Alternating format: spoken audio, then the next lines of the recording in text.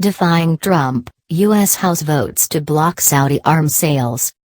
Washington, D.C., the United States House of Representatives on Wednesday approved 3 resolutions aimed at blocking President Donald Trump's planned sale of guided missiles and other weapons to Saudi Arabia, the United Arab Emirates, UAE, and Jordan.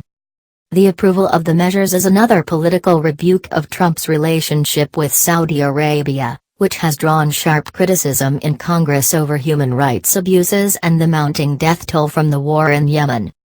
Citing new military tensions with Iran in May, Trump used an emergency loophole in U.S. arms control law to bypass Congress to complete the sale of more than $8 billion in weapons to Saudi Arabia, the UAE and Jordan. The move circumvented U.S. law that gives Congress the power to review major weapons sales. Many politicians view Trump's claims of an emergency as exaggerated, pointing out that most of the weapon sales at issue could not be delivered for months, even years. The House vote sends 3 of 22 joint resolutions of disapproval of already passed by the Senate to the president, who is expected to veto the measures. Most significant. House Majority Leader Steny Hoyer, a Democrat, said the 3 specific resolutions were most significant because they would cancel contracts related to arms that could be used in the war in Yemen. The 3 contracts relate to plans by U.S. weapons maker Raytheon to build a co-production plant in Saudi Arabia to assemble Paveway smart bombs, the type of laser and GPS-guided weapons that in 2018 destroyed a school bus in Yemen, killing more than 40 boys. It's bad considering the Saudi war crimes in Yemen and the humanitarian crisis they are perpetuating through a blockade and airstrikes on so many civilian targets, Hassan El-Tayyab, co-director of Just Foreign Policy, an advocacy group in Washington seeking to end the war in Yemen, told Al Jazeera. It's not a good thing for Yemen or the region or the national security interests of the U.S., El-Tayyab said. Raytheon's agreement to co-produce high-tech weapons in Saudi Arabia was reached in May 2017 during Trump's visit to Riyadh. It is unclear whether Congress has enough votes to override a veto, but the controversy is a warning sign of potential trouble ahead in the U.S.-Saudi relationship as the opposition to doing business with the kingdom grows. Latest effort.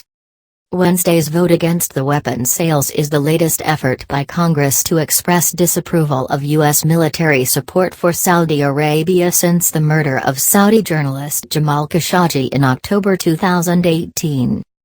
Khashoggi was killed after he entered the Saudi consulate in Istanbul, Turkey. According to reports, U.S. intelligence agencies concluded that Saudi Crown Prince Mohammed bin Salman, MBS, ordered the murder, a conclusion Saudi officials deny.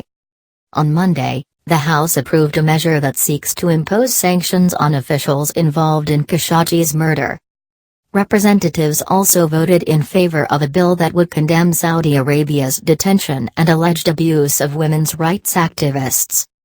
House Democrats are also pushing an amendment to a major defense authorization bill passed by the House and pending before the Senate that could force Trump's hand in ending U.S. support for the Saudi war in Yemen. In April, Trump vetoed a measure that sought to end U.S. military involvement in the Saudi-UAE war in Yemen. Senators on the Foreign Relations Committee have also approved a bill that would close the loophole Trump had used for Saudi Arabia.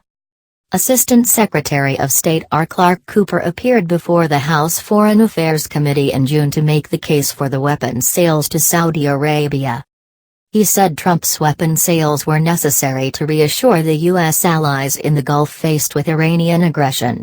Tensions between the U.S. and Iran have intensified since Trump withdrew his country from the 2015 nuclear deal and reimposed sanctions on Tehran.